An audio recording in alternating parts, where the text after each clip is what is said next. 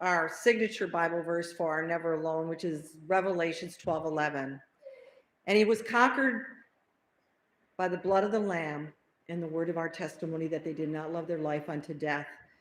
That the power of the word of our testimonies really and the blood of the Lamb can really create a lot of healing. And so that's part of what our Never Alone really likes to like focus on. And so as we go into our second part, we have our guest speaker, Brittany. I'm going to slaughter her last name. She told it to me, but I'm going to let her, just Brittany G, we'll call it. Following Jesus, mothering five, infant, toddler, Montessori educator turned homeschooler, intentionally finding and weaving beauty in the mundane. You can always find me with a cup of tea and a book, or with my face in sunshine out in the garden. And to be God be the glory with it all. And let's warm welcome Brittany.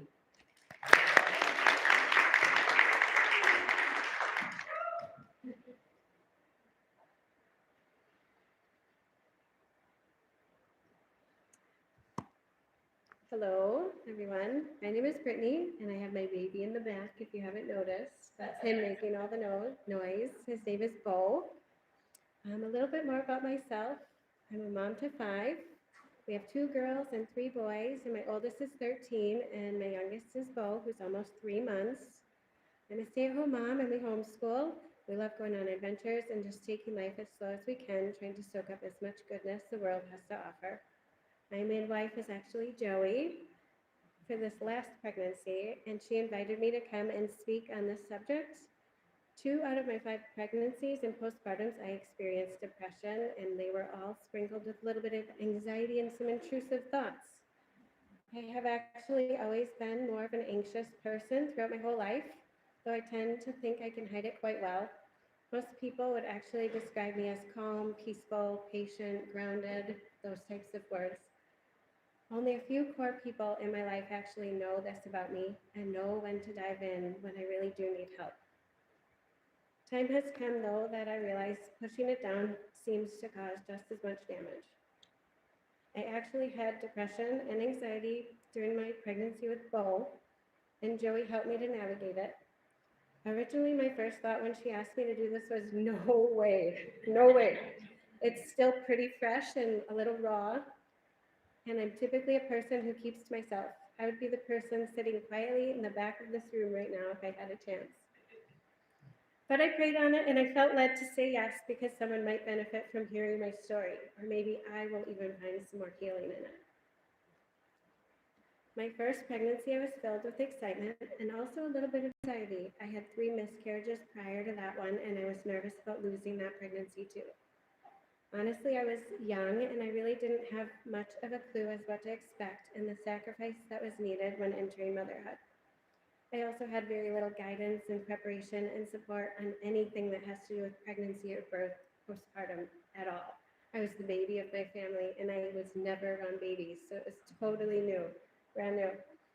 After she was born, we simply were knocked off our feet.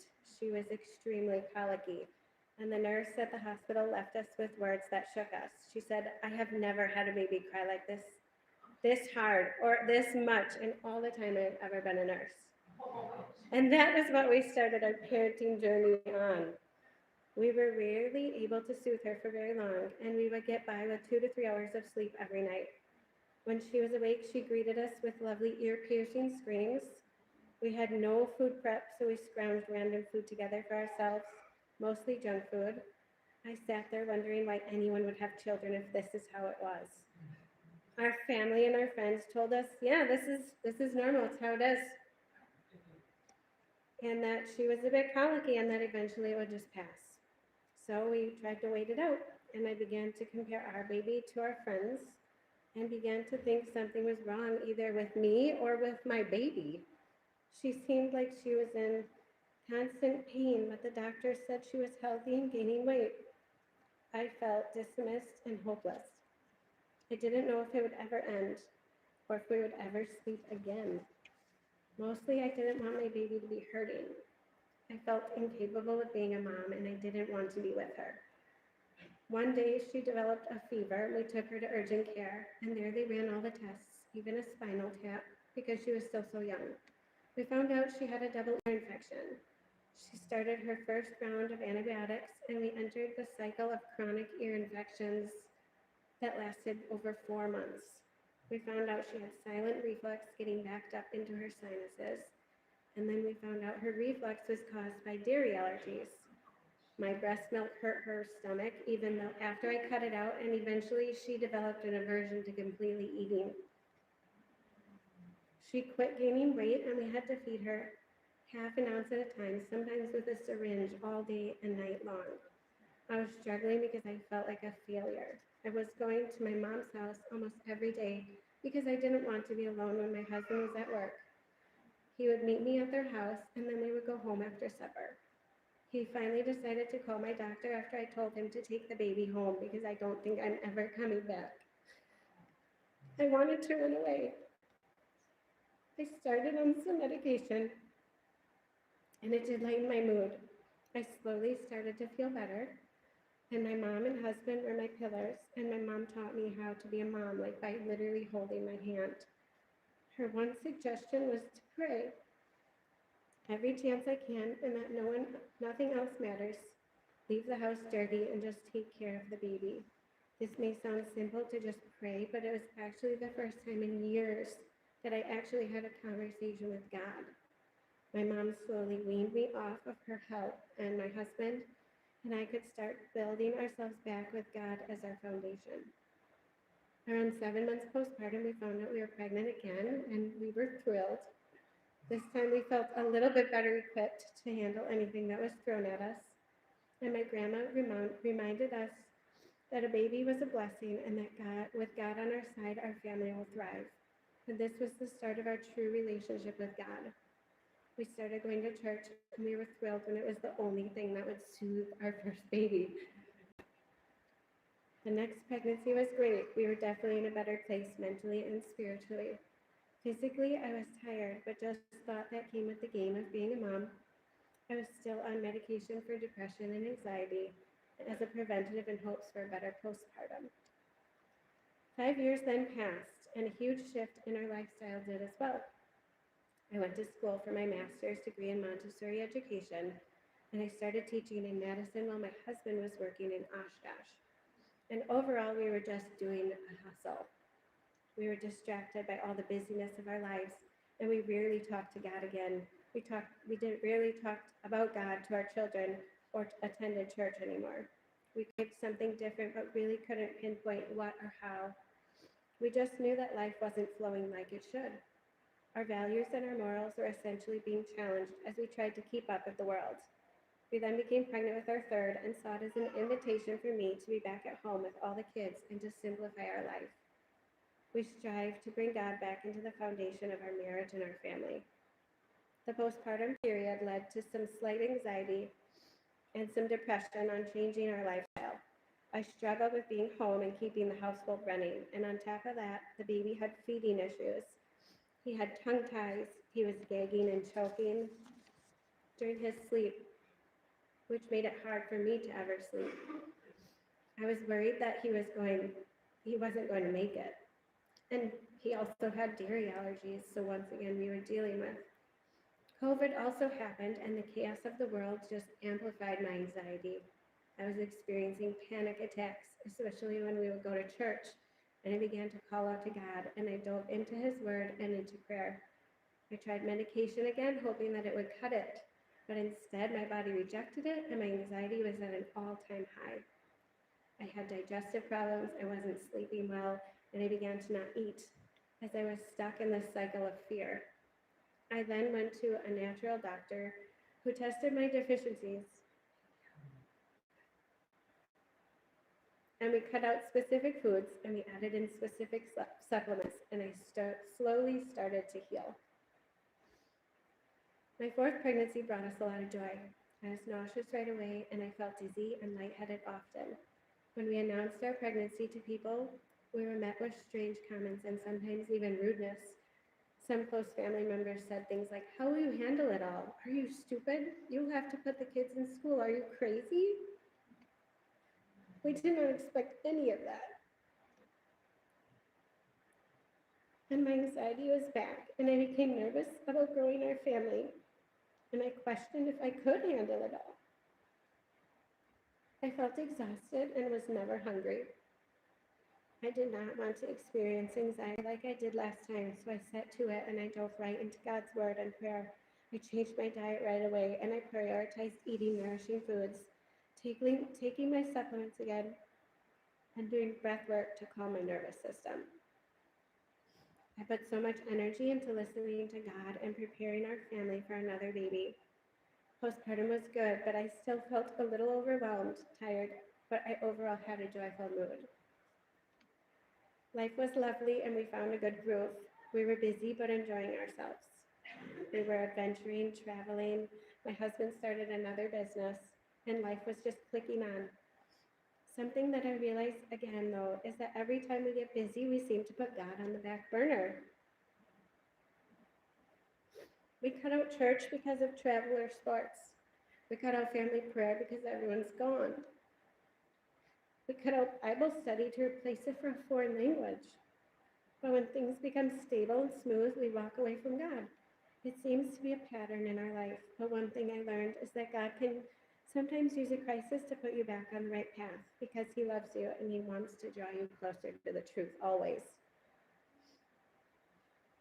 Before Bo's pregnancy, we were open to more children and sometimes even joked about it. It seemed like God was giving us a message to have a large family because when Kevin and I were out together, we would always meet someone that had 5 or more children, or someone that came from a large family, and they would always make sure to tell us about it. We even thought our family picture was missing someone in it, and my grandpa made comments to us about having more children so we could match him and my grandma. This baby was then put on our hearts, even though we felt we were already done. I even heard about Joey 1 month prior to finding out we were expecting, and I made the comment, I think I want another baby just so I can go to her. After I found out, I was excited, but I became nervous about announcing it to anyone again. I did not want to experience rude comments that we were met with last time. And this time when we did announce, we barely got reactions, and some people just sat there and said nothing. I found it so off-putting for adults to respond to a baby announcement like that just because it's not your first baby. It was such a downer from the start. It made me emotional and I started questioning myself all over again. I thought I had it all figured out on how to manage this all. I thought I knew how to have 5 children. I know to prioritize God, I know nutrition, I know supplements, and I know you need sleep. But I just got sucked in by the noise of the world. I started getting scared of the change that will happen and how it will affect my kids being in a large family, or how my marriage will change yet again. I truly enjoyed how our life was, and I felt like I was just getting it all figured out and put back together since the last baby. My husband was traveling a lot for work and for wrestling with our oldest son, so a lot of was resting on my shoulders to keep the house going. I questioned how I could do it all, and I kind of forgot about God and all of my worries. I forgot the blessing the baby would be and how slowing down would be good for us all. I thought I was going to be left behind while everyone else kept moving. I actually wish sometimes that I wasn't pregnant so that my life wouldn't have to change again. I was sad and emotional and exhausted and nauseous. We chalked it up to hormones shifting and that it would get better, but I felt everything so deeply. I would tell my husband that my heart actually hurt and that I was struggling, but I don't know why. It didn't make sense to me. I'm having a baby, but it just felt so bad. I kept looking for reasons why I was feeling like this. I began to question everything and combed through past events in my life. It would make me even more sad or upset. I would want my husband home because he was my protector, and I wanted him to make me feel better, but it would then make me even more sad because I would ruminate on something he might have said 15 years ago that upset me. I would stay up late thinking, crying, and feeling sad. I wasn't ever hungry, so I was eating very little. I began just laying around. It was hard to organize my day. or even to focus to read a book. My thoughts were racing and I felt lost. It was hard to see or look forward to the future. I thought my friends wouldn't be there for me after having a baby and that Kevin might leave me. My breath was shallow and I often just forced a smile on my face so people wouldn't realize how I was feeling. I didn't really want to buy anything for the baby and didn't start prepping until 8 months pregnant.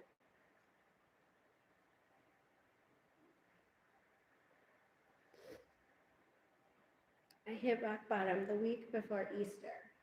My husband was gone for about 2 weeks for some work trips, and I was doing the juggle with all 4 kids. I barely ate all day, and I drank coffee in place of it. I was waking up through the night, and while he was gone, I felt dizzy. My mind felt disconnected when I woke up, and I wondered if what I was even saying was making sense. I grew scared and felt unsafe. I thought my brain was crazy, and I was nervous because I felt like I couldn't control my mind. I thought I was having panic attacks, and the next couple days were rough and filled with fear to the max. I felt as if something had overcome me, and it felt terrible. I started to pray over myself, and afterward would instantly let out a sigh of relief. I would declare the authority of God over myself often. On Easter Sunday, I had a panic attack upon entering church and then midway again through Mass. The celebration afterwards, I was sad and crying. I felt hopeless. I then just ate a whole bunch of jelly beans and one orange, and lo and behold, I felt instantly better, like clear-headed. I could joke, and I was laughing for the first time in 1 week. And my husband shook his head and he said, "It's your blood sugar." I called Joey on Monday morning and told her about what I noticed and asked her if this could be the answer, and she said yes. She quickly created a new plan, and we talked about if this could be a spiritual battle as well. She sent over scriptures to read, and we talked about if this, and we had Kevin declare authority over our house. The other part of the plan was to eat and eat and eat, and to track my blood sugar with a glucose monitor. I was tracking around 65 to 70, and it took about a week with waking up multiple times a night, even to eat, to help my body regulate. I needed nourishment, and when I was eating and my blood sugar was normal, I would feel perfectly fine. It did not feel like I was being chased by a lion anymore. I had a clear brain with no sad, looping thoughts. And within a week, I felt night and day different, like someone flipped a switch. It was almost miraculous, like someone tossed me a rope down in the pit and I could finally climb out. I was determined to keep this moving in the right direction, and I felt called by God to surrender and cast all my fears to Him. Every time I felt down or had a negative thought, I would cast the lies away, and I would replace it with the truth. I woke up and I focused on gratitude and prayer. God is always there to listen, even if we don't have the words. He knows what's on your heart. I would look at the blessings in my life in front of me. I forced myself to notice all the beautiful things that surrounded me, and I would thank God out loud. These small or large blessings are like constant little kisses from God, just like we would give our own children. I got rid of all social media and screens to get rid of the negative, heavily worldly messages that seemed to know just how to trigger me. I focused on asking for help from those around me instead of shutting them out because they love me. And above all, I went back to God's Word. I feel like God placed Joey in my life at this exact time for a higher purpose that I may never understand. It could have been for physical healing and seeing the connection of blood sugar and my nutrition to my moods, or for support and assistance through these dark moments that led me back to God by piecing my body, soul, and mind together. This situation led me to assess my life and bring God back to the front again, directing my eyes on God and surrendering all my thoughts and fears to Him. He is the healer, He is the way, He is good, and opening our hearts and allowing Him to work through us by trusting in His path for us. Within Bo's birth, he came into this world in a tumultuous way within 40 exciting minutes, and my body knew exactly what to do. The beautiful baby was a triumphant reward, redeeming despair and anxiety during pregnancy and replaced it with joy and confidence again. Looking back at all my pregnancies and births makes me realize how miraculous it is and how it felt like a thread was being pulled slowly every single time to get closer to God. This has been the most level and lovely postpartum I've had, and I planned and prepped to be supported. I relied upon prayer, God's word, hymns, gratitude, and my support group. My husband is my rock, and my best friend is always there to just sit with me. I prioritize nutrition, protein and fats, hydration, water and electrolytes and teas, and consistent eating patterns to keep my blood sugar balanced. I've had to eat once every 2 hours and about 3 to 4 times what I was eating.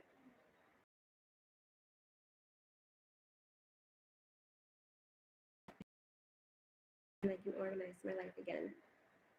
If you're experiencing dark times, I just want to give you hope. It's hard to see the way out and how to stack all the pieces together when you're in the dark, but there are others all around you who can help and who love you. You do not need to silently suffer. Balancing your blood sugar and proper nutrition might not be everyone's answer, but something will fall into place and you will see the light that God is casting on you. Also, to be truly transparent, as our thoughts came up, such as guilt and embarrassment, why would anyone do this for me? It seems insignificant. What if it happens again? What if it's back? And I spoke this to my best friend and stated how grateful I am to be out of that place. I reminded myself I am doing well. But what if? And she told me, if you ask what if, then you need to complete it with even then God will be there. Even then your family will love you. And even then, you know there's hope just around the corner. Thank you.